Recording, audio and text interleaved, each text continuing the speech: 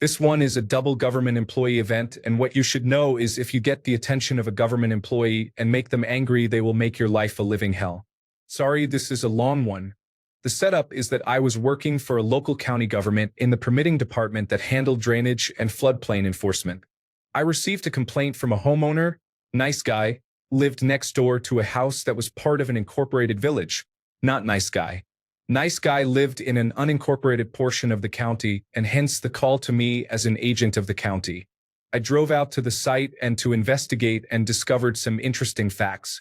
The permitting agent for the village allowed the incorporated homeowner to fill his lot affecting the drainage, which caused the unincorporated lot to flood every time there was anything more than light rain.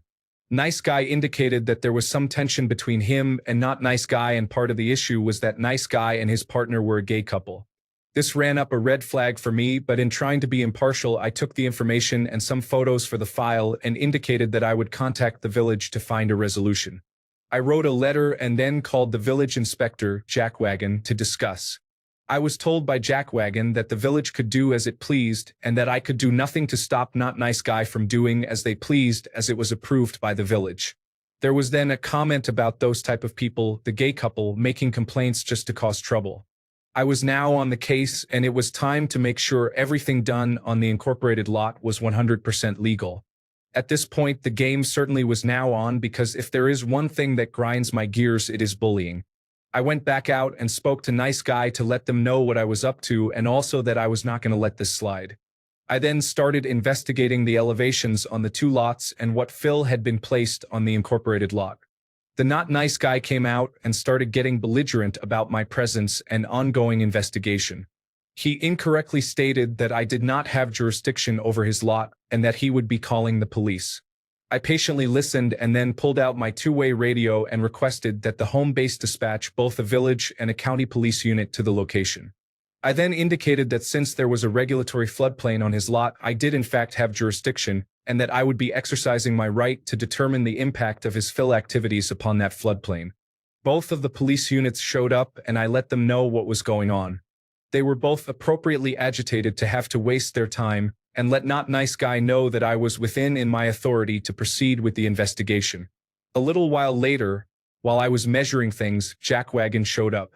He stated berating me about harassing the village resident and threatening calling my boss and filing a complaint and so forth. I invited him to do so, quoting which parts of the code he should indicate I was violating. I was using marking paint to show the limits of the floodplain for the photos for the file, and what do you know, Jack Wagon's shoe got painted when he tried to stop me. Obviously, he was even more angry, as was the homeowner, due to very bright orange paint in the grass in his yard. I pointed out I had done the same on the neighboring lots, but they just kept complaining. It was actually marking chalk that comes off pretty easily. Interestingly, I found two really wrong things on not nice guy's lot. 1. There was fill placed in the floodplain, and 2. A garden shed was built on the fill and partially within the floodplain. Both are a big no-no and are actually against federal law. So, the course of action had two parts. 1. Make the incorporated homeowner remove the fill and shed from the floodplain, and 2. Let nice guy place fill in their lot outside of the floodplain to counteract the fill remaining in not nice guy's lot outside of the floodplain. I also told nice guy it would be a good idea to run a field tile on their side to drain the water that would inevitably pond up between the two lots when it rained. Predictably, not nice guy and Jack Wagon got super angry when I sent the letter out that there were violations that either had to be corrected, remove fill and shed, or apply for a revision of the floodplain with the Army Corps of Engineers. Good luck with that. This then led to a meeting at the county office with not nice guy, Jack Wagon, my supervisor, and myself. Quickly things went to 11, and there was yelling by Jack Wagon about abuse of power, etc. The department head came into the conference room and told them both they were wrong, and that they should leave peacefully and comply or face the consequences. Fines. The best part was that not nice guy had to apply for a permit, and guess who was the one to review and approve it? That's right, yours truly. Now, I was following the letter of the law, but you have to know that poor government workers are underpaid and overworked. Strangely, the permit for nice guy was almost immediately approved, while not nice guy had to have a very thorough review to ensure it was correct. You could make a case I was abusing my power, but I can assure you that the timing for their review was well within acceptable limits.